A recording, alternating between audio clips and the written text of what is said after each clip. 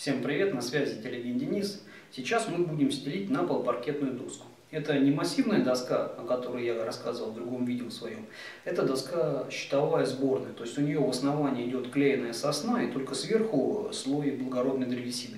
Собирается она как ламинат, то есть в паз. И нам необходимо для нее подготовить хорошо основание. Сначала мы сделали стяжку пола по маякам два слоя. То есть первый слой у нас был пескобетон с керамзитом и финишный слой просто пескобетон, армированный фиброволокном.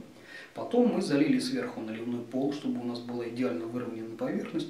И сейчас нам необходимо этот наливной пол прогрунтовать. Грунтовать мы будем специальной полиуретановой грунтовкой. Для чего она нужна? Это специальная укрепляющая и гидроизолирующая грунтовка на полиуретановой основе фирмы «Адезив». Она применяется для того, чтобы мы благодаря ей могли укрепить верхний слой стяжки. Это особенно актуально, когда мы на стяжку клеим фанеру, скажем, или там паркет. Во-вторых, она делает гидроизоляцию. Гидроизоляцию от остаточной влаги. Остаточная влага появляется в стяжке, как правило, в тех случаях, если ей не дали до конца высохнуть, то есть не просушили ее как следует. Но может и появляться от перепада температуры. То есть, к примеру, у нас здесь панельный дом, он имеет стыки.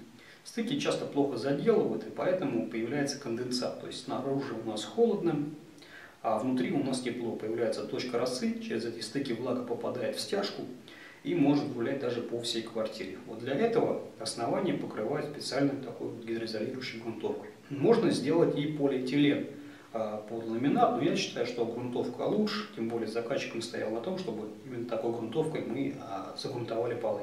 Перед тем, как нанести грунтовку на основание, нам необходимо очистить поверхность от грязи и пыли. Для этого мы воспользуемся специальным строительным пылесосом.